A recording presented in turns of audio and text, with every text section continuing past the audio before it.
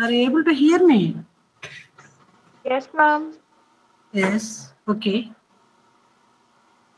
Today I am going to tell you regarding last class I told you regarding the perinatal mortality, neonatal mortality, early neonatal, late neonatal and infant mortality, and under 5 mortality, etc. Last class.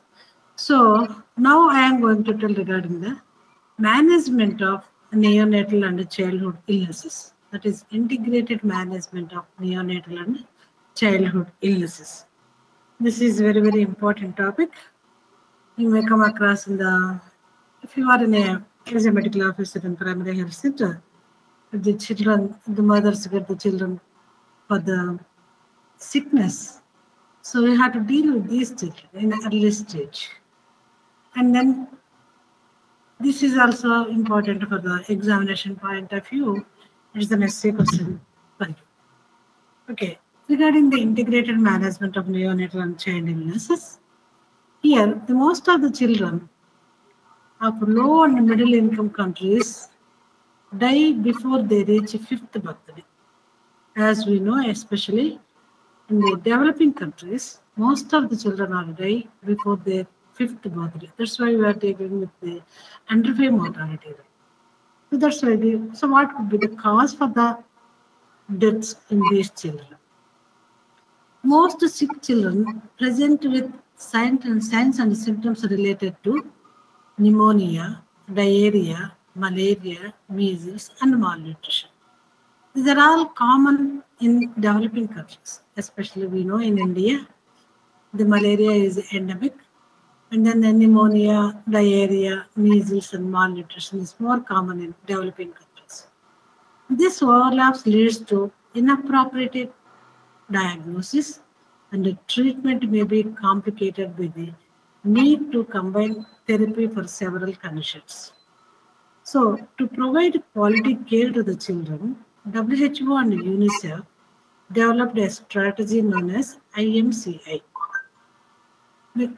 As I said, this has inappropriate diagnosis and treatment, which children. So, to provide the quality of care in the children, WHO and UNICEF developed a strategy known as IMCA, that is Integrated Management of Child Illnesses. This combines the childhood illness with respect of nutrition, immunization, and other child health elements. Okay, here if you see the global burden of the disease in 1996, which was edited by the Murray, where 54% of children are having malnutrition, disease of malnutrition. 5% of children are due to malaria, 7% are measles, and more number of children are dying due to diarrhea. 19% of children are dying due to diarrhea. 19% of children are due to acute respiratory tract infections, and perinatal 18% and others 32%.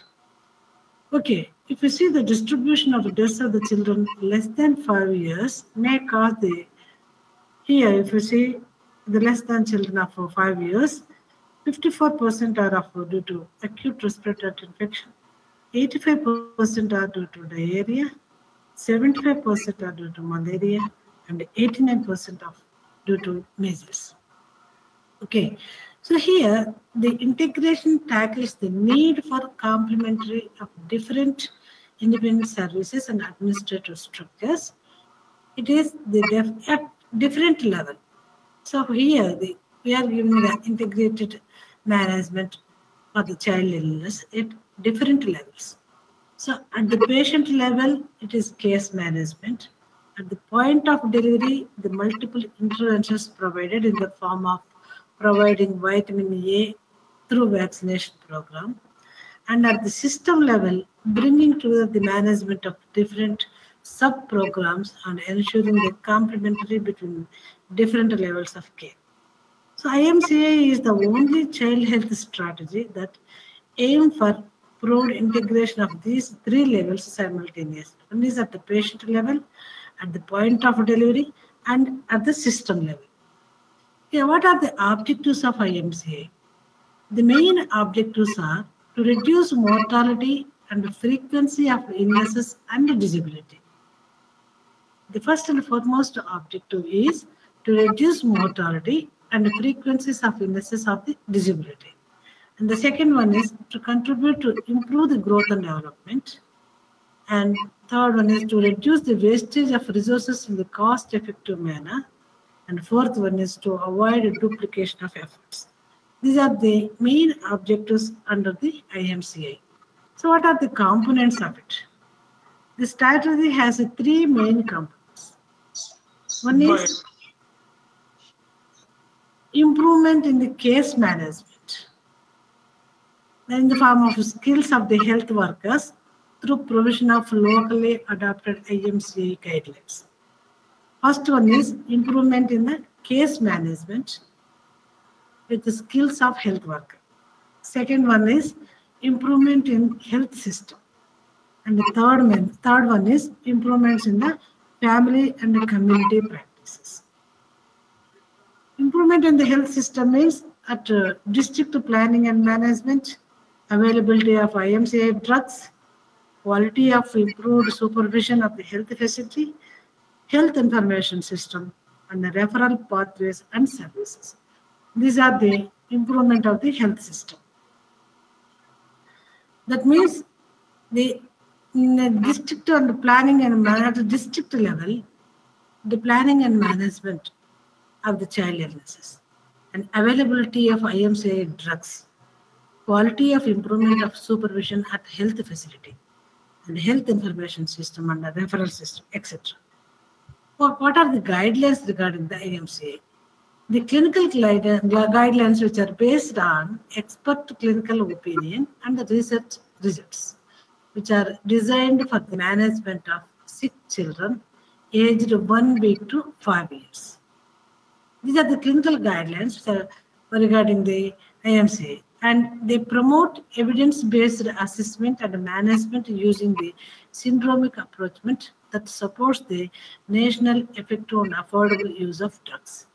And the third one is case management process, which is presented in two different sets of charts. One is for children between 2 months to 5 years, and another one is age between 1 week to 2 months.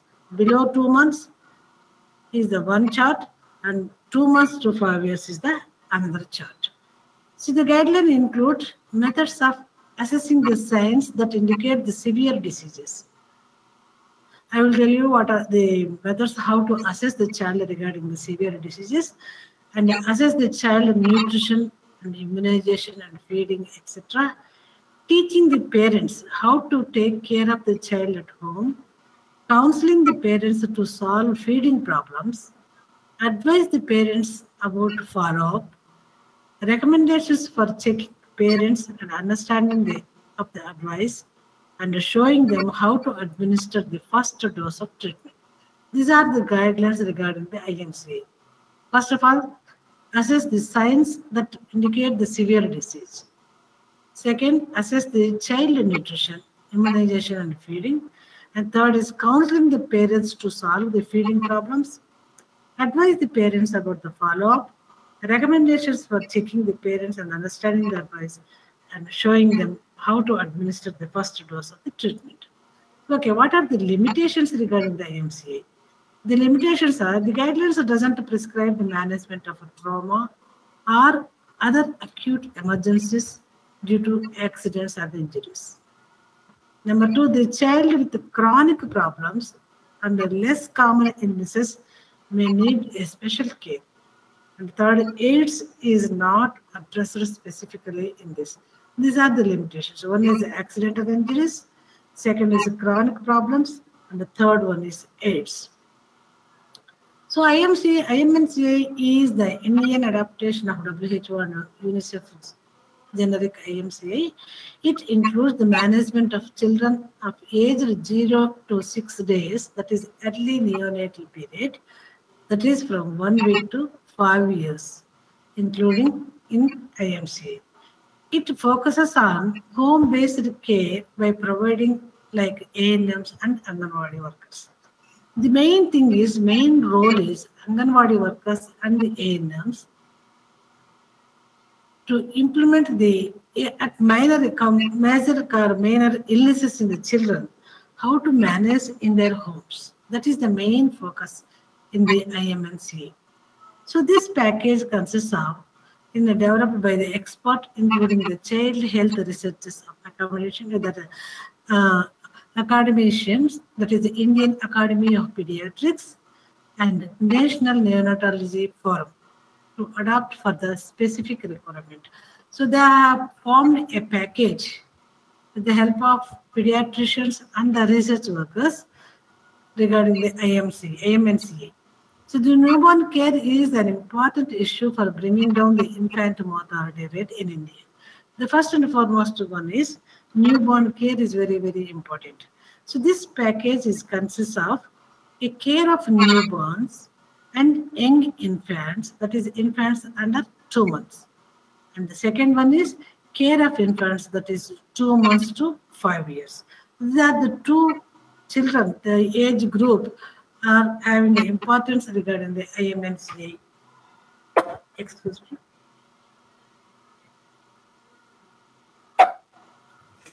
Okay, the principles of IMNCA guidelines are: all sick young infants aged up to 2 months must be examined for possible serious bacterial infections or jaundice. That is the first and foremost one. Under the IMNCA guidelines, all sick young infants aged up to 2 months must be examined for possible serious bacterial infections. And all children 2 months to 5 years for general danger signs which indicate the need for immediate referral and admission to the hospital. That is the referral services. Third one is all sick children must be routinely assessed for the major symptoms and for nutritional and immunization status, that is the feeding problems and other potential problems. And only a limited number of carefully selected clinical signs are used to detect the diseases. And a combination of signs leads to child classification rather than the diagnosis which indicate the severity. And they will give a color-coded classification: pink, yellow, and green color-coded classification. That is, pink is that is very sick children. I will tell you regarding this coded color coding system. Here, the major adaptations, if you see, the entire 0 to 5-year children covered, including the first week of life, 50% of training time for the management of young infants. The order of training is reversed now, begins with the management of young infants. Regarding the training program of the IMNCA, of course, the case management process. So how to manage the case? Check for danger signs, assess for main symptoms, and then assess for nutrition and immunization status and the feeding problems, and check for other problems and classify the condition. These are the major main schedule regarding the case management process. First of all, we have to check for danger signs. Second, we have to assess for the main symptoms, and then assess the nutrition and immunization status and the feeding problems, and check for other problems and classify other conditions. Here, if you see, the classification are color coded. There is a pink color, yellow color, and green color coded system. Pink color means urgent referral. So, okay, they call for the special action based on whether the infant or the child should be urgently referred to the another level of care or required for the specific treatment or maybe safely managed at home. So, we have to assess whether you can manage in the home or it requires the referral system, etc. Especially the Anganwadi workers and ANMs should know when to refer and where to refer. First one is pink card. Pink card means pre-referral treatment. Advise the parents, refer the child, referral facility, and diagnosis treatment, and monitor and follow. Yellow card means treat is in the outpatient department by the health facility. treat for the local infection, and I will tell you later what is the how to assess and etc. Give oral drugs and advice for the caretaker follow-up. And the green card means oral, that is home management. Caretaker is counsel on how to give oral drugs, how to treat the local infections at home, how to continue the feeding, and when to return immediately and follow, etc. That is, the pink one is urgent referred, yellow one is you can treat up to outpatient department, green one is you can treat, they can treat in the home management. That is the importance of color coded cards. I told already the hospitalized or referred admissions, and the yellow color, green one is you can manage in the home. Okay, elements of case management, how to manage the cases. First, you have to assess whether the child is checking for danger signs by history and examination. First of all, we have to assess whether the child is very serious or very severe by asking the questions and by seeing the danger signs. And classify the child illnesses by color-coded system, color-coded trial system, and identify specific treatment. The treatment instructions in the form of oral drugs, feeding, fluids, etc., and counsel the mother about the breastfeeding and about her health, etc., and follow-up of the case. Here, management of the sick children up to 2 months. Assess the possible bacterial infection or jaundice. Ask whether the infant has diarrhea. Check for feeding problems and malnutrition. Check for immunization status and other problems. These are the management of the sick young infant up to 2 months. First one, we have to assess the possible bacterial infection on the baby. And we have to ask whether the infant had any diarrhea. We have to check for feeding problems and malnutrition. And we have to check for immunization status. Here you can see the child is really malnourished. And the second one is the child is crying, having some infection in the body. To check for possible bacterial infection. We have to ask whether the infant had any convulsions. If the child is having a convulsions, it means something abnormal in the child. So we have to look, listen, and feel. These are the 3 points: look, listen, and feel. That means count the breaths in 1 minute. Repeat the count if high. So breathing movements, respiratory movements, count for about 1 minute. And look for chest in drawing and national flaring, and look and listen for grunting. These are the first one. We have to assess is there any bacterial infection. They are significant only when the infant is calm during the observation. Of course, if the child is crying, you can look and feel for bulging of the anterior fontanelle, look for pus that is drawn from the ear, look for pus that is in the umbilicus, look for any skin pustules, and see if the young infant is lethargic or unconscious. Here, bacterial infection. How to assess the bacterial infection? First one is there any convulsions? If the child is having any convulsions or fast breathing, that is a 60 per minute or more, and severe chest in drawing, nasal flaring or grunting, and bulging of the anterior fontanelle, 10 or more skin pustules or a single boil, and temperature less or more than 37.5 degrees centigrade, and lethargic or unconscious, or less than normal movement. These are the first sign where there is a possible for the serious bacterial infection. If the child is having the serious bacterial infection, the child may be having a convulsions or fast breathing. Child is having the chest in drawing, nasal flaring, and the child is having a bulging of the anterior fontanelle, and the temperature is less than 37.5 and lethargic, and the less than the movements are less than normal. So this will comes under bacterial infection. So if there is any bacterial infection, we have to give 1 dose of ampicillin intramuscularly or gentamicin and treat and prevent low blood sugar level.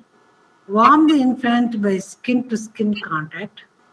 Advise the mother how to keep young infant warm on the way to the hospital and refer urgently to the hospital. Here, the child is having serious condition. So we have to refer the cases. Meanwhile, before referring the case, you can give a first dose of ampicillin and gentamicin and prevent low blood sugar in the baby. Warm the infant by skin to skin contact. Advise the mother how to keep young infant warm on the way to the hospital and refer urgently to the hospital. In the second case, the local bacterial infection.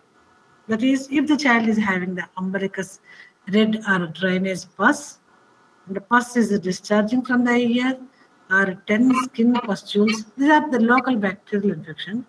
Give oral drugs for 5 days. Teach the mother to treat the local infections at home and follow up in 2 days. And jaundice, if the child is having jaundice. Well, first of all, we have to assess whether there is a severe jaundice or mild jaundice. Severe jaundice means palms and soles are yellow, especially in less than 24 hours child, and age of 14 days or more, etc. We can call it as a severe jaundice. Treat to prevent the low blood sugar in the baby, warm the young infant, and advise the mother to keep the young infant warm and refer urgently to the hospital.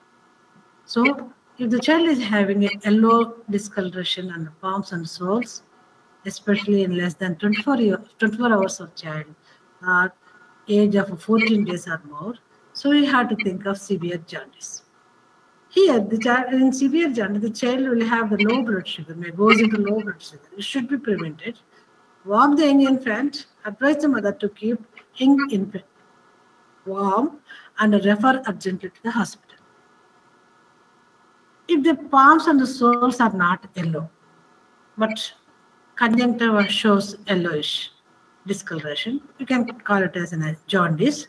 Advise the mother to give home care for the jaundice infant. Advise her when to return immediately. Follow up in 2 days. That is regarding advice to the mother. And if the temperature is between 35.5 to 36.4 degrees centigrade, that is low body temperature, so warm the young infant, reassess after 1 hour, and treat to prevent low blood sugar, etc. Of course, if the child is having the diarrhea, young infant, that is diarrhea means more water and less fecal matter. If the young infant is having a diarrhea, ask for how long, is there any blood in the stool, etc. And look for general condition. If the child is lethargic or unconscious, or restless or irritable, and look for sunken eyes, and see for a pinch of the skin of the abdomen.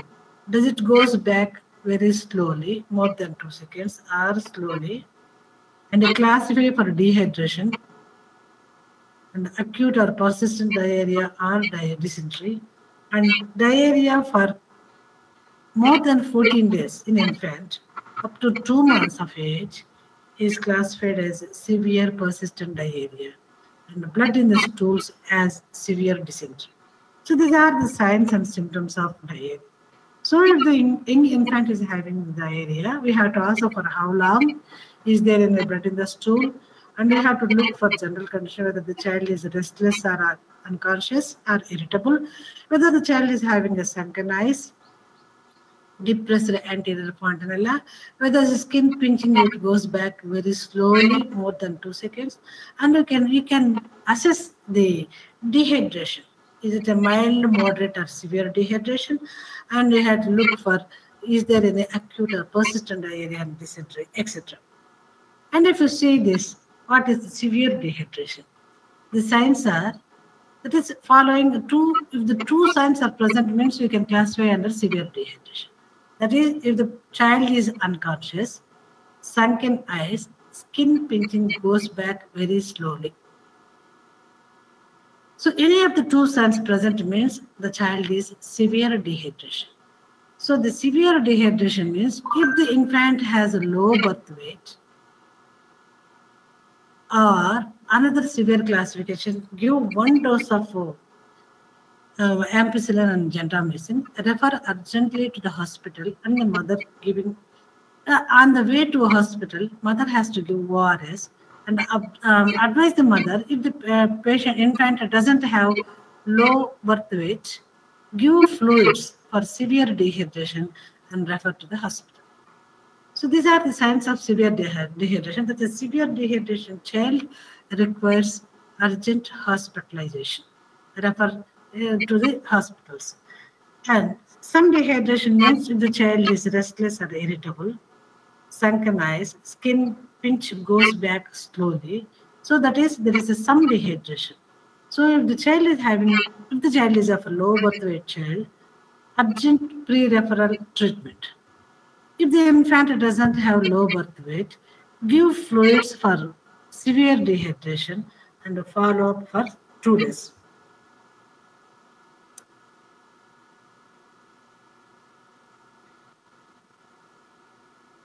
And not enough signs to classify as a severe or some severe dehydration. If there is no dehydration, give fluids, etc. And advise the mother how to return, when to return, and follow up, etc. So here you can see the child as a part of IMNC. So you can look for, that is the dehydration, how to look for dehydration, etc. Tongue is dry, conjunctiva is dry, anterior fontanelle is depressed, and skin pinching goes back very slowly.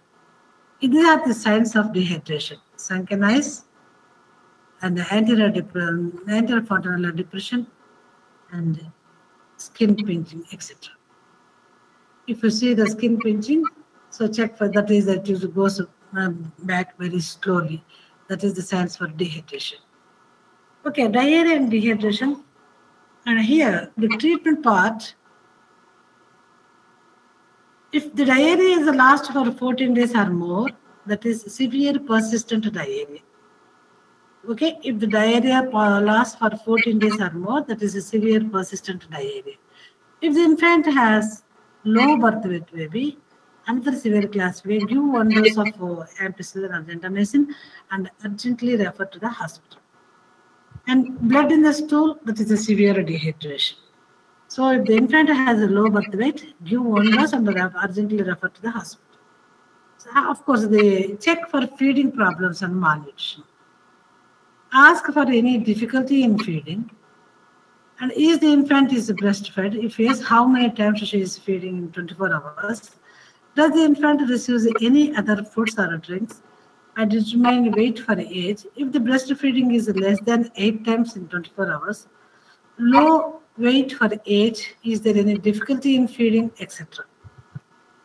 And counsel the mother regarding the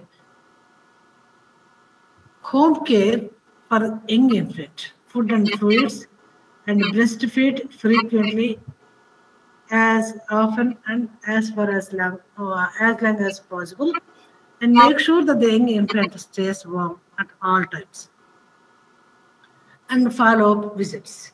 Here, we have to advise the mother regarding the local infections, jaundice, diarrhea, and everything. They have to follow for 2 days. Is there any thrush in the mouth, etc. And a low weight for age is for 14 days. And when to return, the young infant of any signs, that is breastfeeding or drinking poorly, whether the child is become sick and develops a fever or feel cold to touch, and fast breathing, difficult breathing, yellow palms and soles, diarrhea, descent, blood in the stool, dysentery, etc. If these are all present means, we have to advise the mother when to return to the hospital. And check for danger signs, assess for main symptoms, assess for nutrition and immunization status, and check for other problems. And if you see the danger signs, Here, if the child is having any convulsions or lethargy or unconscious, unable to drink or breastfeed, or if the child is having any vomitings, etc. If the child has one or more of these signs, child is considered to be seriously ill. Assess the child quickly for the most important causes of illnesses and death, ARI, diarrhea, etc. And the rapid assessment of the nutrition status is essential as a malnutrition. And give pre-referral treatment and refer the hospital. Here, the main symptoms are cough, difficult breathing. Ask for how long the child is having the cough, and count the breaths of breathing and breath movements for respiratory moments for 1 minute. Look for chest in drawing and look and listen for a stridor, and the chest must be calm while observing. Here, and classify, as you know, regarding the pneumonia, no pneumonia, pneumonia, and severe pneumonia in respiratory tract infections in the children. If the child is having danger signs or chest in drawing, stridor in a calm child, that is severe pneumonia, which are a very severe disease. That means that child requires urgent hospitalization. Meanwhile, give 1 dose of chloramphenicol or oral amoxicillin and refer the case urgently. That is there any chest in drawing and the stridor in a calm child? These are any other danger signs, or the respiratory rate and chest in drying and the clearing of the nose, etc. They are the severe pneumonia or very severe disease that child requires immediate hospitalization. And fast breathing. In 2 months to 12 months child, if the respiratory rate is more than 50 per minute, and at 12 months to 5 years child, if the respiratory rate is more than 40 per minute, that is called fast breathing. Fast breathing means 2 months to 12 months child, if it is more than 50 per minute, and at 12 months to 5 years child, if the respiratory rate is more than 40 per minute, so we have to think that it is a fast breathing. So that is pneumonia. Meanwhile, you can give the cotrimoxazole for 5 days, soothe the throat and worry with the cough syrups, etc. Advise the mother when to return immediately and follow up for 2 days. With this cotrimoxazole and the cough syrups and breastfeeding, continue with the breastfeeding, etc. If the child is okay, then it's all right. Otherwise, advise the mother regarding the follow-up for about 2 days. If there is any severe symptoms, refer the case immediately. And if there is no signs of pneumonia or severe disease, then we can call it as no pneumonia. That is, if the child is having cough for 30 days, refer for assessment and soothe the throat with the help of cough syrups. Advise the mother when to return immediately and follow up for about 5 days. So that is regarding the acute respiratory tract infection. So no pneumonia and severe pneumonia. So severe pneumonia cases, immediate referral. No pneumonia cases, the treatment in the home. No pneumonia case doesn't require but the follow up the case. And if the child is having ear problems, we have to look for ear pain or discharge from the ear and the duration. Look for any pus that is draining from the ear. And you have to feel for the tenderness behind the ear, etc. Tender swelling behind the ear is called mastoiditis. Give 1 dose of injectables of chloramphenicol or oral amoxicillin. Give 1 dose of paracetamol for relief of the pain, etc. Refer the case to the hospital. If the pus is draining from the ear or from discharge is reported for less than 14 days, ear pain, etc., that is acute ear infection.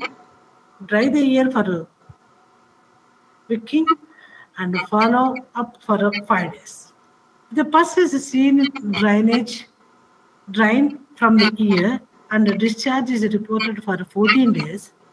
So it is a chronic infection. So dry the ear and ear by wicking and follow for 5 days. And check for anemia.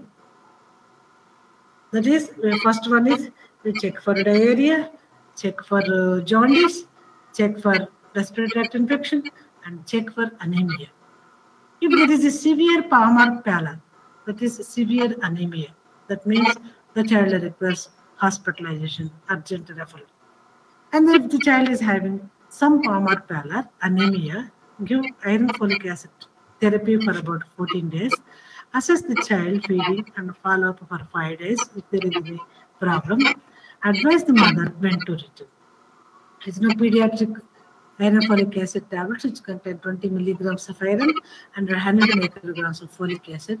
You have to give the child if the child is having the anemia. And also, especially in developing countries, anemia in children may be due to worm infestation.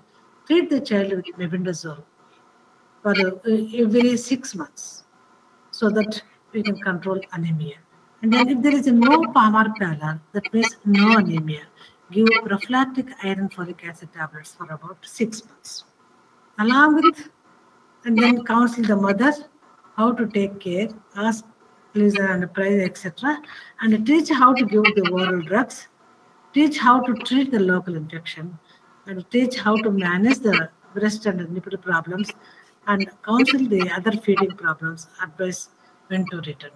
Of course, here, the one thing is I would like to tell in diarrhea cases, so we can, sometimes the examiners may ask what is the treatment for the diarrhea. As you know, it is the diarrheal treatment is a plan A, plan B, and plan C. Plan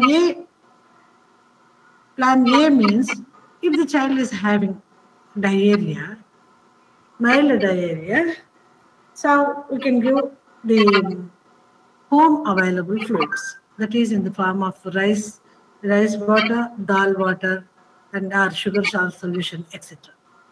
If the child is having mild dehydration, if the child is having the moderate dehydration, that is a plan B, we can give ORS fluid, ORS packets. Mix it in a 1 packet, mix it in a 1 liter of water, and give the sips of water to the child for each and every diarrhea and each and every one. Wait for some time. If the child had any vomitings, wait for some time. Again, we have to give the ORS fluids. Plan C means severe dehydration. If the child is having the severe dehydration, we have to give IV fluids, that is Ringer lactate solution. The Ringer lactate solution, that is 30 ml per kg body weight within 1 hour, and 70 ml per kg body weight for about within 5 hours. We have to give in severe dehydration. If the child is rehydrated with Ringer lactate solution, IV fluids, you can go for nasogastric tube. Nasogastric tube, you can give through nasogastric tube with the fluids.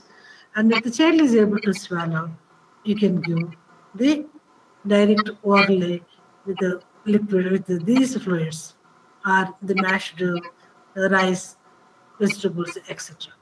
That is regarding the plan A, plan B, plan C in diarrheal diseases.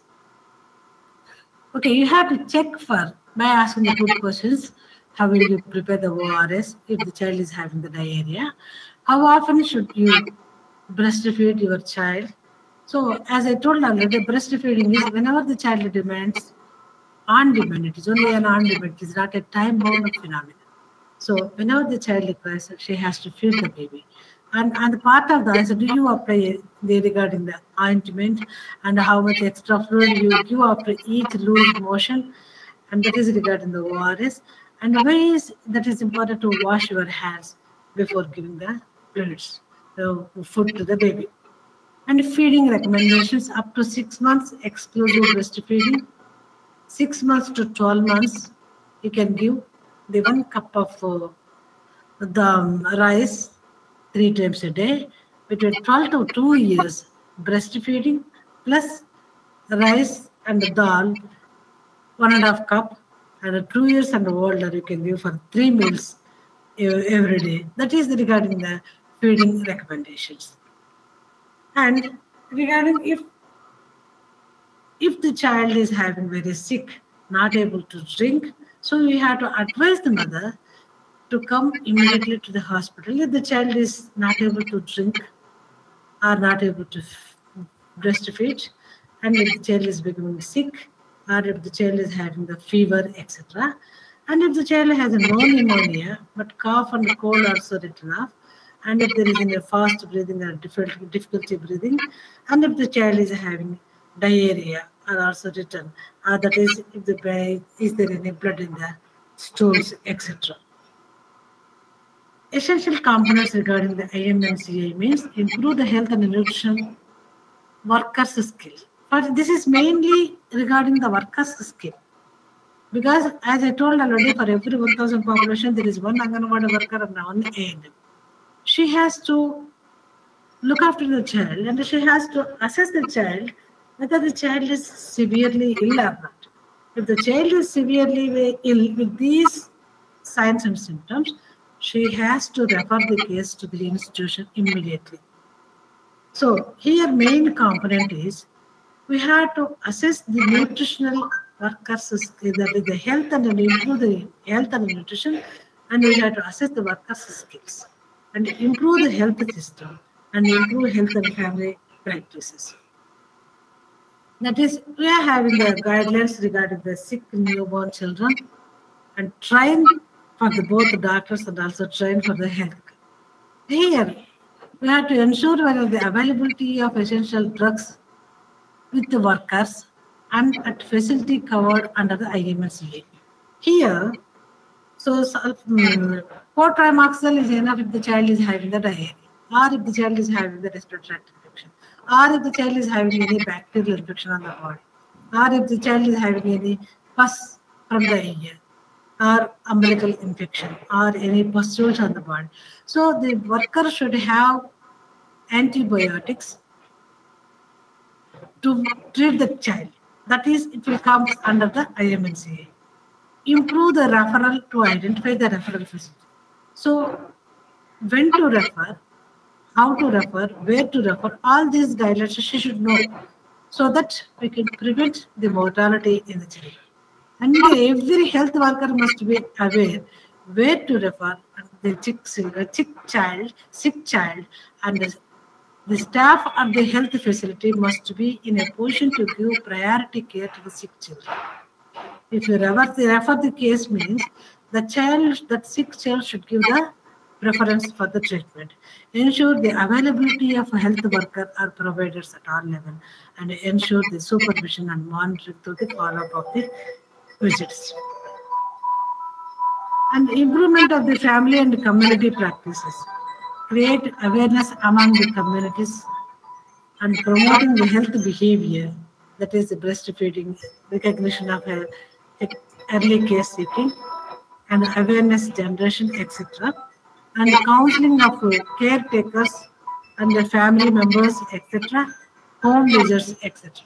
As I told, how many home visits she has to do? I told already regarding the postnatal period. So all the ANMs, they have to, if the mother had a delivery in the house, so she has to visit the house twice a day for about 3 days, once a day for about 7 days, and once in a month for about 6 months, once in 2 months for about 1 year. That is, during that period, she has to observe whether the child is having any umbilical infection or not. Whether the child had a dried umbilical cord, it is dries and falls off, etc. And teach the mother during their visit. She has to teach the mother how to keep the young infant warm and promote exclusive breastfeeding. And she has to teach the mother to recognize the signs of the illnesses for which they seek care and identify the illnesses at the visit and facilitate for the referral services and advise on the cord care and hand washing, etc. So that is the home visit she has to have as a part of IMNCA. And then all the newborns, 3 visits, I told already when to refer, when to visit, how to visit, etc.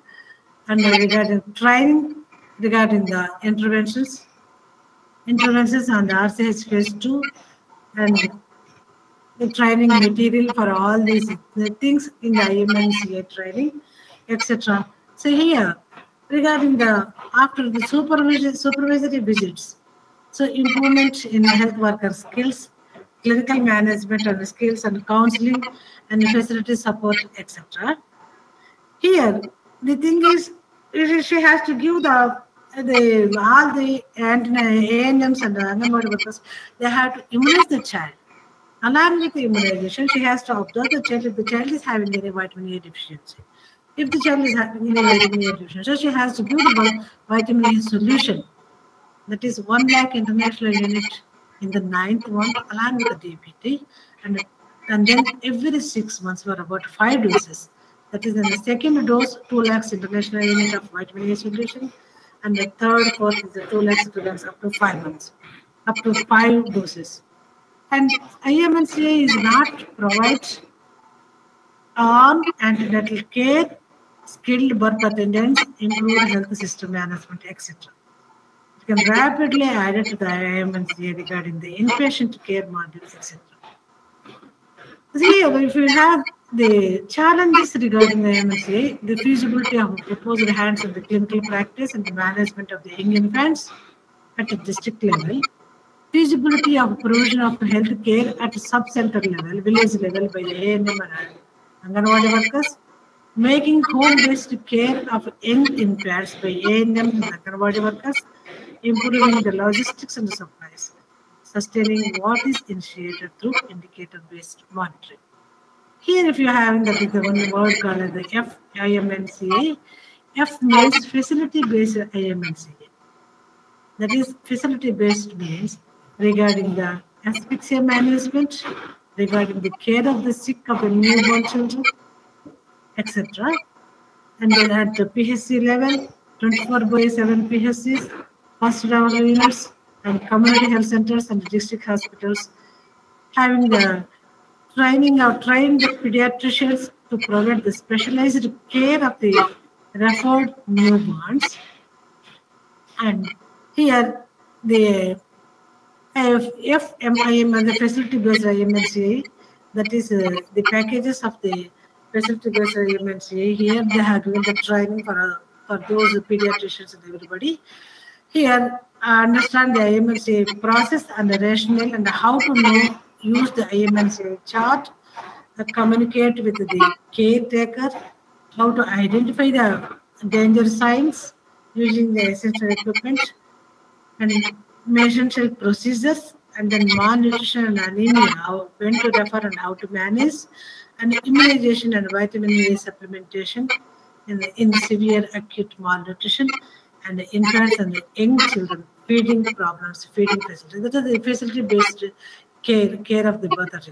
So here, CIMNCA, C means community-based and household IMNCA. It is the main aim is improve the family and community practices by promoting the practices with greatest potential and strengthen and linkage between the health services and the community. So that is, it is the disease prevention, appropriate care at home, care seeking outside the home. That is the importance of the CIMNCA. That is, first of all, the newborn and the child health, home and community level preventive and promotive care management, facility care, outpatient care, inpatient care, etc. So these are the health system, strengthening the health system under the IMNCA. Thank you very much. Okay, ma'am.